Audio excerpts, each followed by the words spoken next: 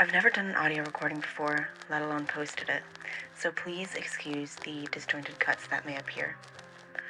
I don't know what more I should lament over. How grateful I am for the fact that I even survived, or how stupid I was that even after receiving all the signs, I still ignored them. I ignored the warnings of not one, not two, not even three, but 4 separate occasions. These warnings, these bright red signs that pointed in my face seemed trivial in the moment. It was like my mind was numbed down to carefree immobility. I was pulled like a marionette on a string towards the bright red door. I should have ran, but I didn't. I just followed. I'm a taxi driver in New York. We always get crazy people who drive in our cabs at night. Usually it's drunks, usually people who are too loopy to form functioning sentences. I know I should be happy they'd rather get a cab than die in a wreck on their way home trying to drive when they can't even pronounce how plastic fantastic their neon club outfit is. But they do get annoying. I wish that sentence was a one-time occurrence, but in all my years of being a taxi driver, I've had at least 3 people try to tell me how Barbie-core their outfit was. None of those interactions compared to these 4 people, though. The 4 of them had all run into this one thing. I can't even call it a person from how they described it. I'm recording this voice message so that maybe someone else can confirm its existence. Please, someone sane. Please confirm its existence. I feel like I'm going insane after my interaction. Every one of these 4 people had their own problems, and every one of them was connected to this thing. Does that mean I'm like them? Am I crazy? Please, I need to know I'm not crazy. If you hear this, please.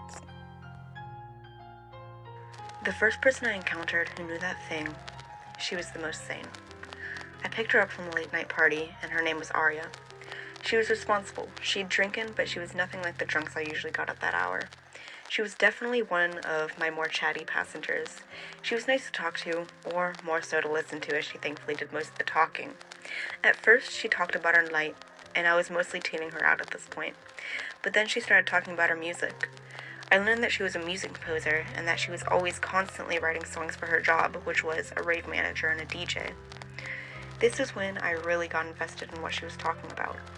She had so much passion for what she did. She even showed me her arms at one point at a red light, and when I looked over, they were covered in unintelligible scribbles. She could decipher them, though. They were lyrics and notes to a song she had thought of on the fly.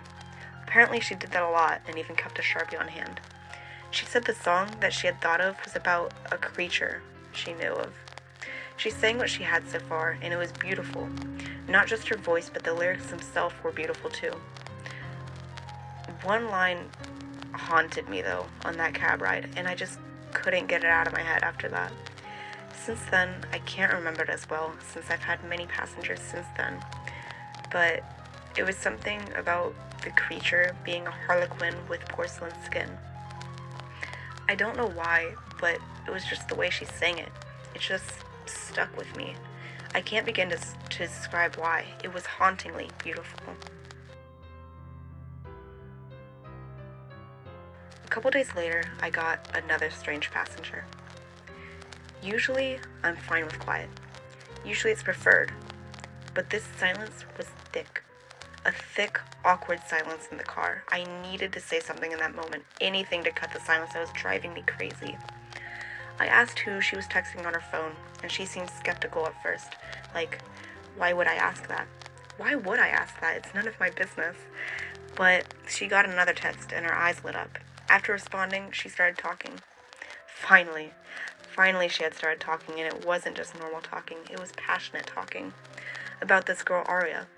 I recognized that name. I drove with her a couple days ago. That's right. She was enthralled in telling me about her and how she admired her so much and that I should too.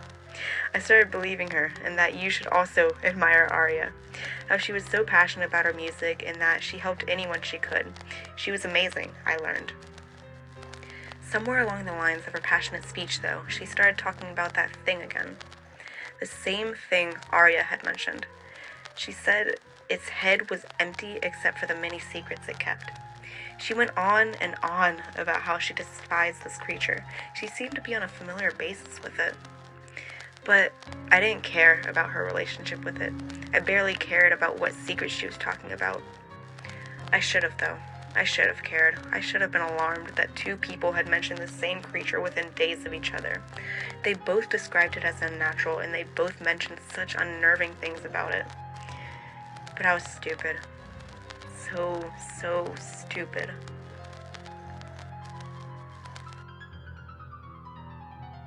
Another couple days, and surprise, another weird passenger who mentioned this creature. At this point, it was strange. Not even the mentionings of the creature itself that was strange. This whole person was strange. They spoke to me in the most monotone voice I'd ever heard, like they didn't have any emotion left in them at all. Their mannerisms were so lifeless and emotionless that when they outright told me they didn't have any emotions, I wasn't shocked at all. I don't know how it's possible for someone to be so uncanny and lifeless, but this person managed to capture that. No emotion, not in their voice, not in their movements, nothing on their face. It was so shocking to me that when they eventually told me they were friends with this creature I'd now heard from 3 separate unrelated people, I wasn't surprised at all. Not just friends though, best friends. The way he described their friendship though was interesting to say the least. The whole friendship was just Fraser trying to keep this creature from going insane like a ticking time bomb. Except the bomb was spontaneous, and with no timer you never knew it would set them off. Besides this creature though, they also did tell me why they were getting the bride from me. They were going to go pick up an old used taxi cab to use for their own rideshare job. I thought it was a bit strange that he would be getting his own taxi for the job instead of just renting one out for the job like a normal taxi driver would, but he said he wanted to stand out. His lack of a personality sure stood out enough in my opinion though. It was barely the next day though before another strange passenger got in my car. Except, I recognized him, and I couldn't believe my eyes when he got in my car. It was like the universe stopped when he did, and I couldn't take my eyes off of him until he cleared his throat and asked if I was going to drive or not. It was Popstar. As in, the Popstar. I was a huge fan of his. The way he somehow went from singing comptine French lullabies on the radio to suddenly one day switching up his act completely out of the blue to start singing heavy metal.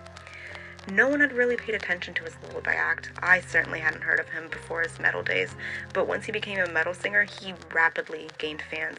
His rise to fame was insane, and he was in my taxi car. I wanted to talk to him, ask for an autograph, anything, but I was way too nervous to even start to form any words in his general direction. He also, out of the short glances I would take in his direction, seemed sad. His eyes seemed empty, and the way he sat just seemed, for lack of a better words, hopeless. I know I'm putting this online, and any words about such a big celebrity are bound to be taken the wrong way, but I'm sorry, I need to get these interactions off my chest. Even though this is a big celebrity, I doubt my audios will get even 10 views. After a while of silence and me ogling at him out of the corner of my eyes, he started talking. It wasn't directed at me in any way. I think he just wanted to get something off of his chest, and I was the closest person nearby to hear and never see him again after that, except I'm saving up for concert tickets for one of his shows. But he started talking about a crush he had. I couldn't believe that I was getting insider gossip on the hottest celebrities' lives, but even more so, I couldn't believe that the singer, this icon, had a crush on the creature that everyone had been mentioning. He had a crush on that thing? The thing that had been described as empty except for the secrets it kept, that thing that had been described as a manic ticking time bomb, that thing that had been described as a harlequin with porcelain skin. That was crazy. I guess celebrities can have weird tastes, but that was just insane. Popstar even added that the creature didn't even seem like they were from this decade when I talked to them. Was he into older people? Soon after that, I dropped him off at his destination. He didn't say a word when he got out of the car, but I'm just glad I got to bask in the presence up close.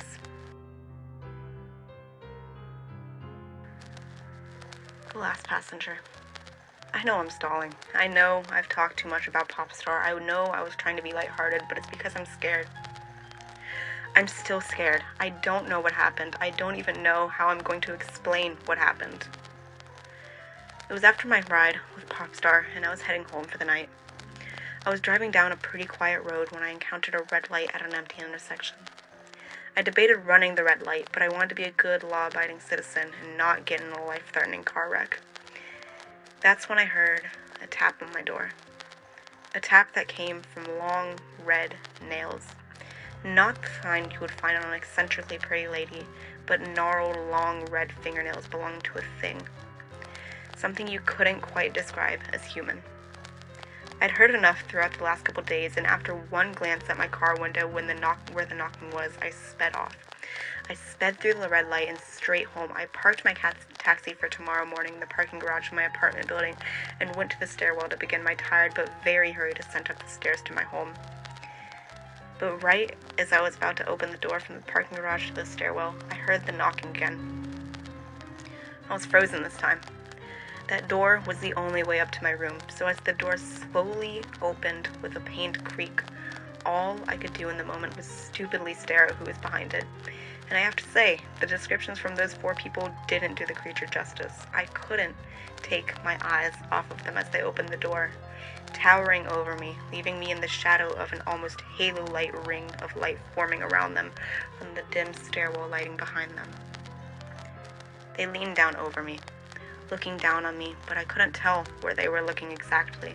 They had no pupils, and even though I couldn't tell where they were looking, I felt them looking straight at me. I felt claustrophobic in their presence, like the air was thick and I couldn't move away from them, not even an inch.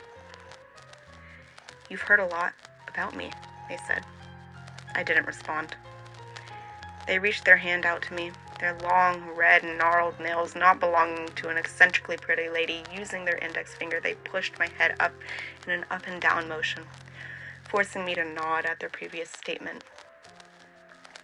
"Are you good at telling stories?" they asked, suddenly straightening up with a smile. Once again, when I didn't respond, they made me nod. "How swell!" Suddenly they were crouching down to my level again. I could clearly see their flawless face of porcelain. "I want you to be my messenger. I want you to tell the whole world what you know about me. You're a taxi driver. You see so many people a day. You can tell them all.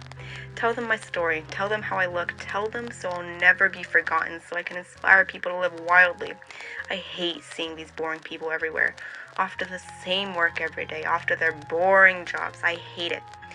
Their eyes trailed off during their speech, but they snapped back to me in an instant. "Say yes." I couldn't move, and I could tell it was getting on their nerves. Their hands went up from the top of my head to my mouth, squeezing the sides of my face and moving my jaw so it looked like I was talking. "Say yes, or I'll make sure you push up daisies." There was a long pause. Too long for their liking until I finally said yes. They responded well to that, finally letting go of my face and then exclaiming how excited they were for what was to come. But me? I was terrified. I'd never been so terrified in my life. Their presence, their entire being was haunting.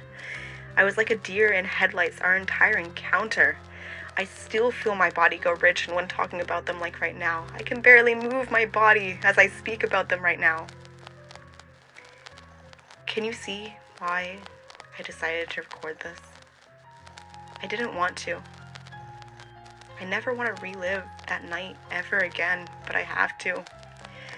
Every day at work, I have to drive people around. Even at home, I have to record this and tell the whole world as they wanted me to.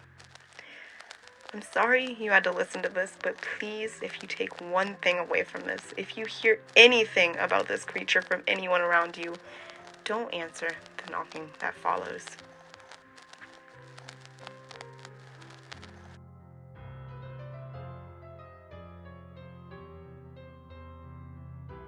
Hey, end of the video. Thank you so much for watching. This is my first time doing something like this, and I'm honestly very insecure about my writing, so please don't be too harsh on it in the comments. It took a lot to post this. What I really wanted to say, though, was that the whole time, this video was actually an advertisement for a game I'm working on. So all of the characters described above are characters in a dating sim that I'm working on. If you like this alternate universe storyline with them, then you should definitely consider following along with me, so when I eventually post the game, you can play it and check these characters out for yourself. I wanted to make a creepypasta with a little information on each character and thought this would be the perfect way. So let me know who your favorite character was, and yeah, I'm super curious on that. Alright, we have hit the end of the video. Thank you so much again for watching, and if you did like the video, then you should definitely consider liking, commenting, or even subscribing. And with that, I hope you have a great rest of your day. Goodbye!